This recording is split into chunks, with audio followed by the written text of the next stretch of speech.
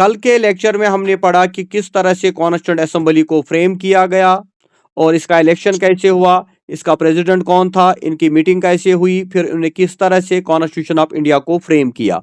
वहां लास्ट पे मैंने एक बात बोली थी कि our founding fathers, our constitution makers have consulted more than 60 constitutions in order to frame the constitution of India.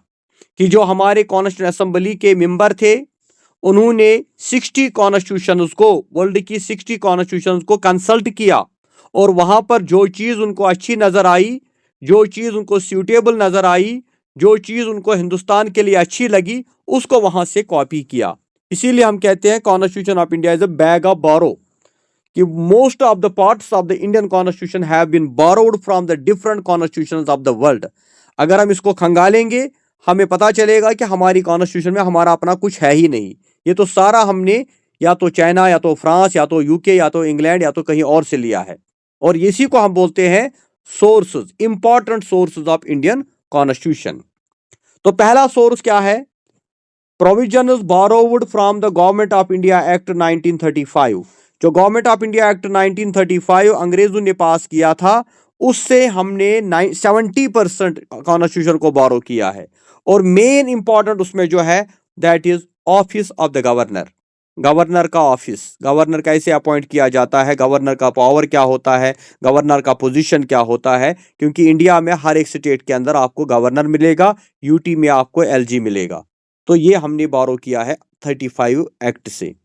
इसी तरह फेडरलिज्म, इंडिया में आपको फेडरलिज्म नजर आएगा, सेंट्रल स्टेट के अलग अलग गवर्नमेंट्स होती है। इमरजेंसी का प्रोविजन है, financial emergency, national emergency, state emergency. तो ये इमरजेंसी का कंसेप्ट वहीं से आया है 35 एक्ट से।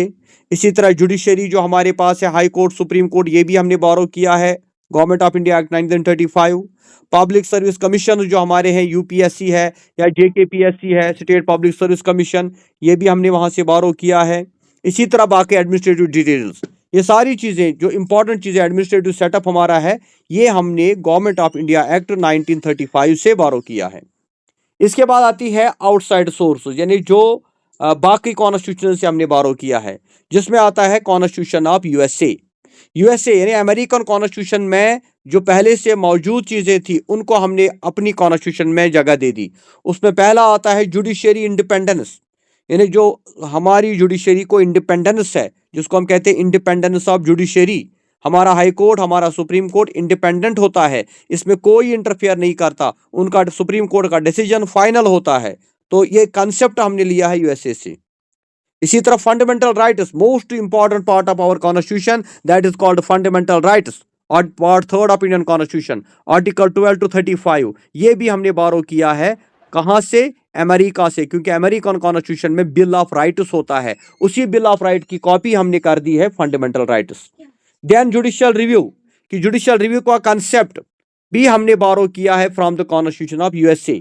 जुडिशियल रिव्यू का मतलब होता है अगर पार्लियामेंट कोई कानून बनाता है तो सुप्रीम कोर्ट उसको रिव्यू करता है कि कहीं ये कॉन्स्टिट्यूशन के अगेंस्ट तो नहीं है, क्योंकि कॉन्स्टिट्यूशन का जो कस्टोडियन है, प्रोटेक्टर जो है, वो है सुप्रीम कोर्ट। तो ये भी हमने बोरो किया यूएसए से। इसी तरह impeachment of president and removal of जजेस of Supreme Court and High Court, यानी जो प्रेसिडेंट को इम्पीच किया जाता है, रिमूव किया जाता है, कैसे उसको रिमूव किया जाता है, या जजेस ऑफ हाई कोर्ट और सुप्रीम कोर्ट को कैसे रिमूव किया जा सकता है, ये प्रोसेस भी हमने लिया है कॉन्स्टिट्यूशन ऑफ यूएसए से। और सबसे इंपॉर्टेंट चीज वो है प्रियम्बल, जो प्रियम्बल हमारी कॉन्स्टिट्यूशन ऑफ इंडिया का है, जो आगे हमें पढ़ना है आज, तो वो भी हमने बोरो किया है कॉन्स्टिट्यूशन ऑफ यूएसए से। तो अमेरिकन कॉन्स्टिट्यूशन से बहुत इंपॉर्टेंट चीजें हमने ली है। ये कभी भी क्वेश्चन पूछा जाता है, which among the following feature has been borrowed from the constitution of USA, तो हम कहेंगे judicial independence, fundamental rights, judicial review, impeachment of president and removal of जजेस of Supreme Court and High Court and preamble. Clear? Then एक और constitution है South African constitution. South African constitution से हमने क्या लिया है? अमेंडमेंट ऑफ द कॉन्स्टिट्यूशन, कि कॉन्स्टिट्यूशन को कैसे अमेंड किया जाता है, राज्यसभा इलेक्शन कैसे होते हैं। तो ये दो चीजें हमने ली है साउथ अफ्रीकन कॉन्स्टिट्यूशन से, एक अमेंडमेंट कैसे की जाती है, ये प्रोसेस क्या होता है, और राज्यसभा का इलेक्शन कैसे होता है। फिर आता है आयरलैंड यानी इरिश कॉन्स्टिट्यूशन, वहां से क्या लिया हमने? Method of election of president, president का इलेक्शन कैसे किया जाता है, जिसको इंडिया में हम कहते हैं electoral college. Directive principle of state policy, very important part of our constitution. हमारी कॉन्स्टिट्यूशन में है directive principle of state policy का कंसेप्ट, और वो भी हमने पार्ट 4 इसको बोलते हैं, तो ये हमने लिया है इरिश कॉन्स्टिट्यूशन से। इसी तरह नॉमिनेशन ऑफ राज्यसभा मेंबर्स जो है, ये भी हमने लिया है आयरलैंड यानी इरिश कॉन्स्टिट्यूशन से। उसके बाद आता है ब्रिटिश कॉन्स्टिट्यूशन, इंग्लैंड जिनका कंट्रोल हमारे ऊपर था, तो इंग्लैंड से भी हमने बहुत इंपॉर्टेंट चीजें ली है। पहली बात चीज क्या ली है, law making process, procedure, law कैसे बनाया जाता है। सिंगल सिटीजनशिप, इंग्लैंड के अंदर भी सिंगल सिटीजनशिप है, इंडिया के अंदर भी, ये भी हमने वहां से बोरो किया है। पार्लियामेंट्री सिस्टम ऑफ गवर्नमेंट, जो हमने कल पढ़ाया था कि पार्लियामेंट्री सिस्टम ऑफ गवर्नमेंट हमने वहां से बोरो किया है। कैबिनेट सिस्टम जो है, ये भी हमने वहां से लिया है। बाइकेमरलिज्म, कि वहां भी 2 हाउसेस है, लोअर हाउस अपर हाउस, यहाँ पर भी लोअर हाउस अपर हाउस। वहां पर है house of common, house of Lord, यहाँ पे है Lok Sabha Rajya Sabha. Rule of law, ये भी हमने लिया है ब्रिटिश कॉन्स्टिट्यूशन से। उसके बाद आता है फ्रेंच कॉन्स्टिट्यूशन। फ्रांस की कॉन्स्टिट्यूशन से हमने क्या लिया है, रिपब्लिक। जो प्रियम्बल में लिखा है India will be a republic, तो ये हमने लिया है फ्रेंच कॉन्स्टिट्यूशन से। Ideals of liberty, equality and fraternity in the preamble, जो प्रियम्बल में लिबर्टी, इक्वालिटी और फेटर्निटी का कंसेप्ट है, ये भी हमने लिया है फ्रेंच कॉन्स्टिट्यूशन से। इसके बाद है कैनेडियन कॉन्स्टिट्यूशन। कैनेडियन कॉन्स्टिट्यूशन से क्या लिया हमने, residuary power to centre, centre को रेजिड्यूरी पावर है, सेंटर का लॉ सुप्रीम होता है, और अगर कभी कॉन्फ्लिक्ट होगा बिटवीन सेंटर एंड स्टेट, तो सेंटर की बात ही चलेगी, जिसको बोलते हैं रेजिड्यूरी पावर। तो ये हमने कैनेडियन कॉन्स्टिट्यूशन से लिया है। इस तरह federation with strong centre, federation है, सेंटर स्टेट्स में अपनी अपनी गवर्नमेंट है, अपनी अपनी सरकार है, लेकिन सेंटर मजबूत है, ये भी हमने लिया है कैनेडियन कॉन्स्टिट्यूशन से। अपॉइंटमेंट ऑफ गवर्नर, गवर्नर को कौन अपॉइंट करेगा, ये प्रोसेस कनाडा से लिया है। Advisory jurisdiction of Supreme court, supreme court की एक जुरिडिक्शन होती है, एक काम फंक्शन होता है, जिसको बोलते हैं एडवाइजरी जुरिडिक्शन, तो ये भी हमने बोरो किया है फ्रॉम कैनेडियन कॉन्स्टिट्यूशन। उसके बाद आता है सोवियत कॉन्स्टिट्यूशन। सभी लोग सुन रहे हैं? जी सर। सोवियत सोवियत कॉन्स्टिट्यूशन यानी रशिया, जिसको आजकल बोलते हैं, सोवियत यूनियन बोलते थे पहले। सोवियत कॉन्स्टिट्यूशन से हमने लिया है फंडामेंटल ड्यूटीज, जो फंडामेंटल ड्यूटीज का कंसेप्ट इन कॉन्स्टिट्यूशन में है, तो वो हमने लिया है सोवियत कॉन्स्टिट्यूशन से। इसी तरह planning, social, economic and political ideals of justice in preamble, जो प्रियम्बल में सोशल, इकोनॉमिक और पॉलिटिकल जस्टिस की बात की गई है, वो हमने लिया है सोवियत कॉन्स्टिट्यूशन से, यानी रशिया की कॉन्स्टिट्यूशन से। उसके बाद ऑस्ट्रेलिया से हमने क्या लिया है, कॉन्क्यूरेंट लिस्ट, जो 3 लिस्ट है, यूनियन, स्टेट और कॉन्क्यूरेंट। कॉन्क्यूरेंट लिस्ट उस लिस्ट को बोलते हैं जिसपे सेंट्रल गवर्नमेंट और स्टेट गवर्नमेंट दोनों लॉ बना सकते हैं, तो ये कॉन्क्यूरेंट लिस्ट हमने लिया है ऑस्ट्रेलियन कॉन्स्टिट्यूशन से। ज्वाइंट सिटिंग, जब दोनों लोकसभा राज्यसभा मिलके अटेंड करते हैं फंक्शन, उसको बोलते हैं ज्वाइंट सिटिंग, तो ये हमने लिया है ऑस्ट्रेलियन कॉन्स्टिट्यूशन से। Freedom of trade, commerce and intercourse, जो freedom of trade and commerce का कंसेप्ट है, ये हमने लिया है ऑस्ट्रेलियन कॉन्स्टिट्यूशन से। इसी तरह लास्ट पे जापानीज कॉन्स्टिट्यूशन, वहां से हमने लिया है जापान की कॉन्स्टिट्यूशन से, प्रोसीजर एस्टैब्लिश्ड बाय लॉ, यानी जो प्रोसीजर है एस्टैब्लिश्ड बाय लॉ, लॉ ने जो प्रोसीजर रखा है, ये कंसेप्ट, ये थॉट हमें मिला है जापानीज कॉन्स्टिट्यूशन से। तो these are some important sources of Indian constitution, कि किस कॉन्स्टिट्यूशन से क्या चीज हमने बारो की है। Now these are the important things in constitution of India. अब ये हमारी कॉन्स्टिट्यूशन का हिस्सा बन गए हैं। Clear? Preamble is the most important part of our constitution. Preamble को कहा जाता है soul of the constitution. Preamble को कहा जाता है philosophy of the constitution. Preamble को कहा जाता है की टू द कॉन्स्टिट्यूशन। यानी प्रियम्बल हमारी इंडियन कॉन्स्टिट्यूशन का एक इंटेग्रल, एक इंपॉर्टेंट पार्ट है। तो क्या है प्रियम्बल, ये कुछ लाइन्स है जो हम यहाँ पे थोड़ा डिस्कस करेंगे, फिर अलग से इनको हम डिस्कस करेंगे। यहाँ पहले हम देखेंगे एक्चुअल वर्ड्स क्या लिखे हैं प्रियम्बल पे। अगर आपने इस एनसीईआरटी की कोई भी बुक आप उठाओगे, तो आप पहला पेज खोलते हो, तो आपको बैक साइड पे ये प्रियम्बल लिखा हुआ नजर आएगा, हर एक एनसीईआरटी बुक के ऊपर, क्योंकि this is one of the important part of our constitution. If you want to understand the philosophy of the constitution of India, you must go through the preamble of Indian constitution. अगर आप पूरी तरह से, क्योंकि सारी constitution तो आप 1 घंटे या 1 दिन में नहीं पढ़ सकते, अगर आप चाहते हो, 1 मिनट, कोई इन कर रहा है ग्रुप में।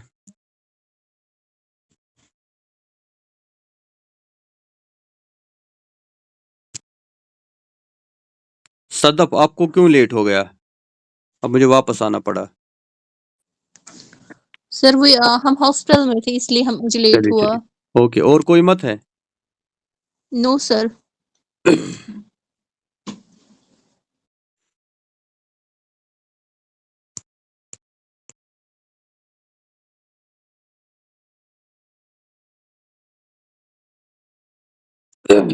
तो हम बात कर रहे हैं प्रियम्बल की, which is one of the important precious part of integral part of our constitution.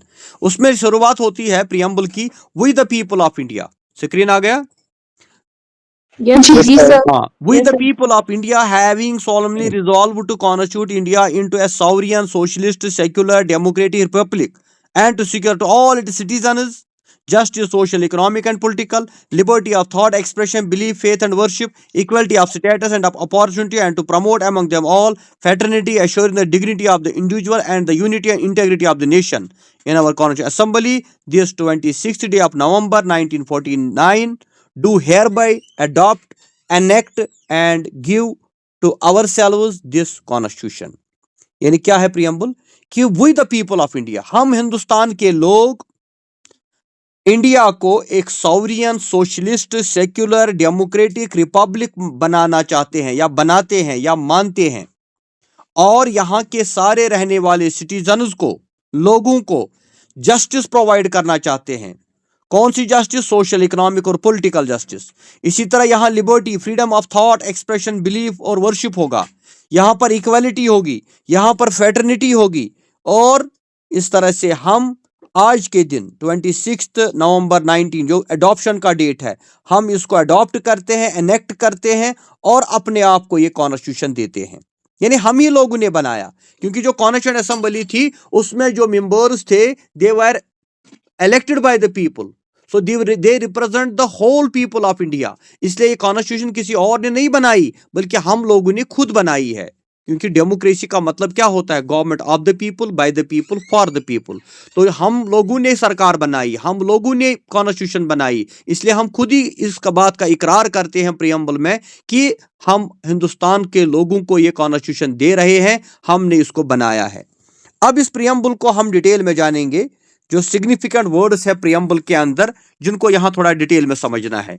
क्योंकि जब हम कहते हैं India is a sovereign country, preamble में क्या लिखा है? India will be a sovereign country. इसका मतलब क्या होगा?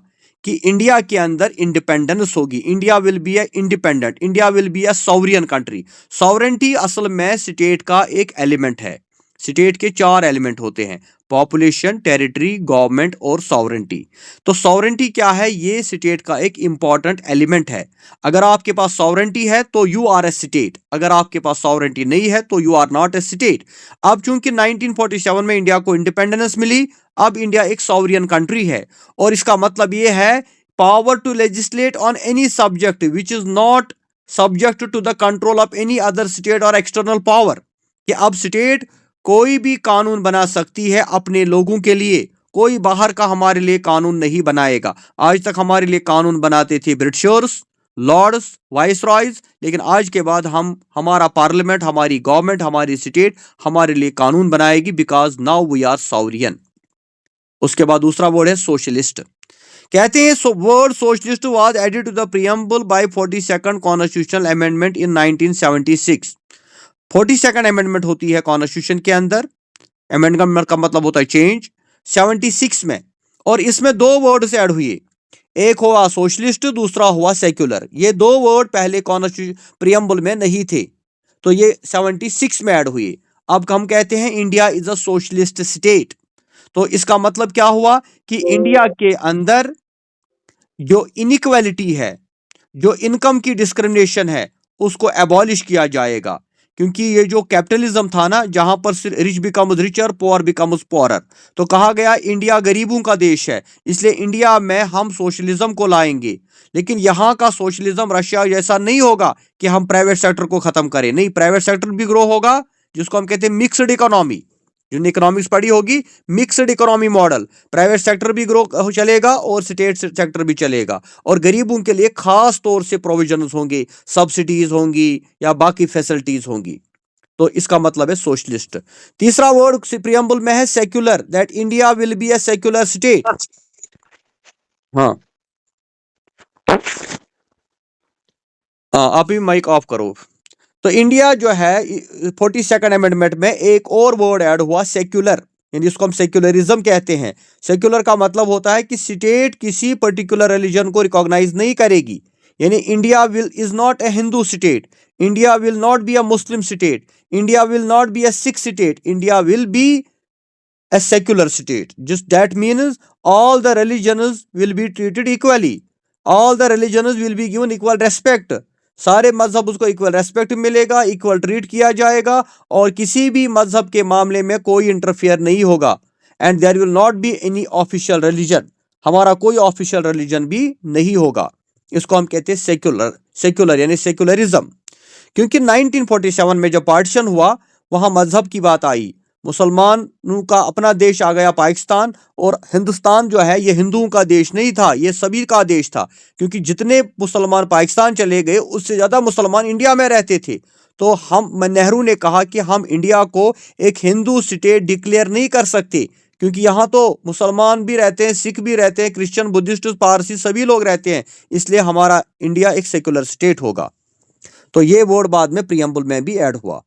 देन एक वर्ड है democratic, India will be a democratic state, यानी इंडिया के अंदर जो गवर्नमेंट बनेगी वो डेमोक्रेटिक गवर्नमेंट होगी, जहां पर लोग अपने गवर्नमेंट को खुद चूज करेंगे और अपने वोट के जरिए से अपनी सरकार बनाएंगे। क्योंकि डेमोक्रेसी का मतलब होता है government of the people, by the people, for the people. किसने कहा था? इब्राहिम लिंकन। हाँ, अमेरिकन प्रेसिडेंट इब्राहिम लिंकन ने किस तरह खूबसूरती के एक्सप्लेन किया था कि democracy government of the people, by the people, for the people. तो प्रियम्बल में भी लिखा है कि India will be a democratic state, जिसका मतलब होगा कि लोगों की सरकार होगी, लोग अपनी मर्जी से अपने वोट का इस्तेमाल करेंगे, और पार्लियामेंट का इलेक्शन हो, सेंटर का इलेक्शन हो, स्टेट लेजिस्लेचर का इलेक्शन हो, पंचायत या म्यूनिसिपलिटी का इलेक्शन हो, तो लोगों को राइट टू वोट होगा। साथ ही डेमोक्रेटिक स्टेट का मतलब होता है वेलफेयर स्टेट, कि ये डेमोक्रेटिक स्टेट सिर्फ गवर्नमेंट नहीं बनाएगी बल्कि ये वेलफेयर स्टेट होगी। क्योंकि जो अंग्रेजों की स्टेट थी 1947 तक, वो स्टेट वेलफेयर स्टेट नहीं थी, वो थी पुलिस स्टेट या लेजीज फेयर स्टेट को बोलते हैं, जिसमें क्या होता था, to maintain law and order, जो लॉ एंड ऑर्डर को मेंटेन करती थी और सिर्फ क्या देखती थी, कैसे रूल करना है। लेकिन हमने कहा भाई गवर्नमेंट का काम सिर्फ इतना ही नहीं है, गवर्नमेंट का काम है वेलफेयर, यानी अब हमारी स्टेट एक वेलफेयर स्टेट होगी जो लोगों की वेलफेयर के लिए काम करेगी। और ये चीजें directive principles of state policy में एक्सप्लेन हो गई है कि क्या क्या काम स्टेट को करना चाहिए। फिर उसके बाद एक और वर्ड जो हमारी प्रियम्बल में है वो है Republic. India is a republic. India is republic means a form of government in which head of the state is an elected person and not an hereditary monarch, king or queen like Britain. Republic का मतलब होता है कि जो हमारा head of the state होगा, president, वो elected होगा, वो कोई हेरिडिटी मोनार्क किंग नहीं होगा, क्वीन अमेरिका इंग्लैंड की तरह कोई किंग या महाराजा नहीं होगा, बल्कि उसको लोग इलेक्ट करेंगे। और हिंदुस्तान का प्रेसिडेंट जो है वो इलेक्टेड होता है by the people, indirectly by the people for 5 year, और उसको रिमूव भी किया जा सकता है। क्योंकि किंग और क्वीन को कभी रिमूव नहीं किया जा सकता, उसकी टर्म फिक्स्ड नहीं होती, वो टिल डेथ किंग होता है, टिल डेथ क्वीन होती है। लेकिन हमारा प्रेसिडेंट ऑफ इंडिया जो है वो एक रिपब्लिक का हेड है, और उसकी टर्म 5 साल होती है, और कभी भी उसको रिमूव किया जा सकता है अंडर आर्टिकल 61। इसको बोलते हैं रिपब्लिक। उसके बाद है लिबर्टी। इंडिया पार्लियामेंट, ये जो हमारा प्रियम्बल है उसमें लिखा है कि लिबर्टी होनी चाहिए, फ्रीडम। और ये फ्रीडम कौन सी होगी? Liberty of thought, expression, belief, faith and worship. Hindustan के सारे लोगों को सोचने की आज़ादी, अपने ख्यालात एक्सप्रेस करने की आज़ादी, अपने मजहब की आज़ादी, अपने फेथ की आज़ादी, अपनी इबादत करने की आज़ादी होगी। और ये चीज़ें हमें मिलती है फंडामेंटल राइट्स में, आर्टिकल 19, आर्टिकल 25 to 28, या इसी तरह 32 to 6 आर्टिकल, ये बाद में हमें फंडामेंटल राइट्स पढ़ने हैं। इन आर्टिकल्स में कहा गया है कि एक इंडिविजुअल को, एक सिटीजन ऑफ इंडिया को कौन कौन सी फ्रीडम मिलेगी, किस किस्म की आज़ादी मिलेगी। दैन प्रियम्बल में एक और इंपॉर्टेंट चीज़ बोली गई है, जस्टिस, यहाँ पे जस्टिस की बात क्योंकि अंग्रेजों के दौर में काफी नाइंसाफी हो रही थी, काफी इनजस्टिस हो रही थी, सोशल, इकोनॉमिक और पॉलिटिकल इनजस्टिस। लेकिन प्रियम्बल में को बोला गया कि हम हिंदुस्तान के सिटीजन्स को प्रोवाइड करेंगे सोशल जस्टिस। इसका मतलब होगा without any discrimination all the people will be treated equally without any discrimination on the basis of caste, color, religion, gender, sex, etc. कि हिंदुस्तान में किसी भी मजहब से आपको आप बिलोंग करते हो, किसी भी रेस से हो, किसी भी कलर से हो, किसी भी कास्ट के हो या किसी भी जेंडर के हो, आपको इक्वल ट्रीट किया जाएगा। क्योंकि अंग्रेज क्या बोलते थे? Dogs and Indian are not allowed. अंग्रेज हमको बोलते थे आप काले हिंदुस्तानी हो, अंग्रेज हमको अनटचेबल बोलते थे। लेकिन हमने कहा आज से ना कोई अनटचेबल होगा, ना कोई काला हिंदुस्तानी या सफेद हिंदुस्तानी होगा, ना कोई हायर कास्ट या लोअर कास्ट होगा, all will be treated equal. और इसी तरह इकोनॉमिक जस्टिस की बात आई। इकोनॉमिक जस्टिस में बोला गया कि equal facilities, equal opportunities provide की जाएगी और जो वेल्थ है, प्रॉपर्टी है, इसको भी इक्वली डिस्ट्रीब्यूट किया जाएगा। देन पॉलिटिकल जस्टिस कि जितने भी लोग हिंदुस्तान में रहते हैं उनको मौका मिलेगा यूनिवर्सल एडल्ट सफरेज का, वन मैन वन वोट, यानी वो अपने वोट का इस्तेमाल करेंगे, इलेक्शन में खड़ा हो सकते हैं, इलेक्शन में वोट डाल सकते हैं, उनको कोई डिस्क्रिमिनेशन नहीं होगी, चाहे कोई अमीर है, गरीब है, हायर कास्ट है, लोअर कास्ट है, पढ़ा लिखा है, अनपढ़ है, one man one vote formula होगा, एक इंसान को एक वोट मिलेगा। इक्वालिटी। फिर उसके बाद आता है कॉन्सेप्ट इक्वालिटी का। इक्वालिटी का कॉन्सेप्ट प्रियम्बल में है, जो आर्टिकल 14-18 में भी है, 25, 26, 325 में भी है। तो इसमें बोला गया है कि हर एक को इक्वल अपॉर्चुनिटी मिलेगी for any job, for any work, and there will not be any discrimination on the basis of religion, race, caste, sex.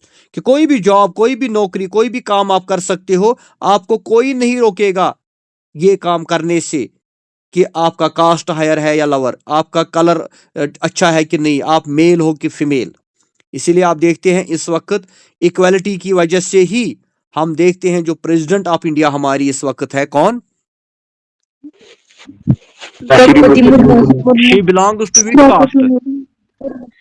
आदिवासी। हाँ, सर आदिवासी, आदिवासी कास्ट। यानी लोअर कास्ट, अनटचेबल कास्ट को बिलोंग करती है। लेकिन इस वक्त वो हिंदुस्तान की सबसे बड़े पोस्ट पे है, head of the state, president of India, जो पहले नहीं होता था।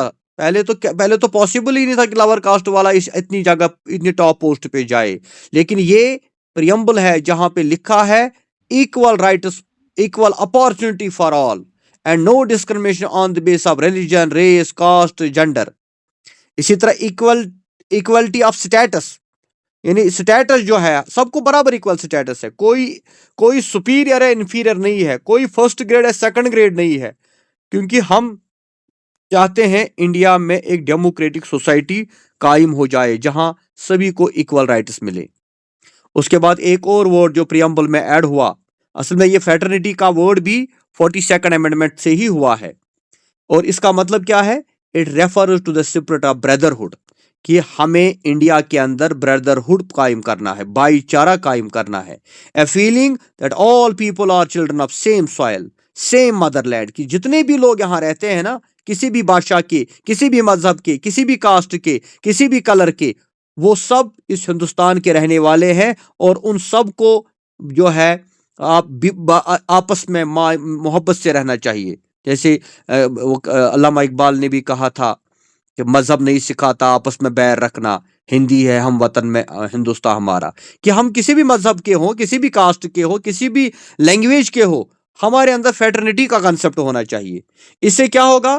Fraternity ensures the unity and integrity of India. इसी से तो हमारे यहाँ यूनिटी और इंटेग्रिटी आएगी, इसी से हम यूनाइट होंगे, इसी से हम ताकतवर बनेंगे, इसी से हम मजबूत बनेंगे। वरना अगर हम जात पात के नाम पे, मजहब के नाम पे, कास्ट के नाम पे, लैंग्वेज के नाम पे लड़ेंगे तो हमारा इंडिया डिस्टर्ब होगा। तो इसको बोलते हैं फ्रेटर्निटी। ये भी ऐड हुआ है कॉन्स्टिट्यूशन प्रियम्बल में। तो इस तरह से ये प्रियम्बल के कुछ इंपॉर्टेंट पार्ट्स है जो हमने एक्सप्लेन किए। लास्ट पे हम देखेंगे supreme court judgments related to preamble.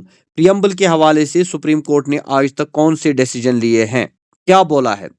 एक केस है बीरूबारी यूनियन केस 1960 में हुआ सुप्रीम कोर्ट के अंदर, जिसमें बोला गया preamble is not a part of the Indian constitution, क्योंकि प्रियम्बल इंडियन कॉन्स्टिट्यूशन का पार्ट नहीं है, ये तो इंट्रोडक्शन है। और दूसरा केस आता है केशवानंदा भारती केस 1973 में, जिसमें बोला गया preamble is a part of Indian constitution. कहा भाई किसने बोला, ये तो प्रियम्बल तो पार्ट ऑफ इंडियन कॉन्स्टिट्यूशन है। लेकिन again LIC of India case आया 95 में, जिसमें बोला गया preamble is an integral part of the Indian constitution. अरे भाई पार्ट नहीं है या पार्ट है, भाई क्या बोल रहे हो, ये तो इंटेग्रल पार्ट है इंडियन कॉन्स्टिट्यूशन का, यानी इंपॉर्टेंट है।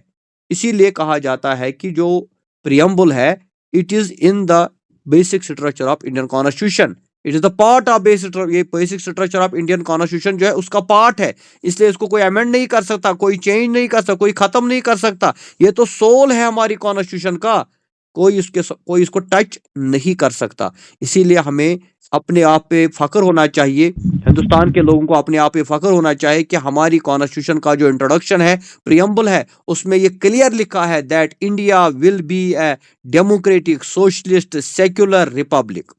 और ये चीज हमें ये आश्वासन देता है कि यहाँ पर इक्वलिटी होगी, फेटर्निटी होगी, या यूनिटी होगी, इंटेग्रिटी होगी, फ्रीडम होगी, सोशल इकोनॉमिक जस्टिस होगी।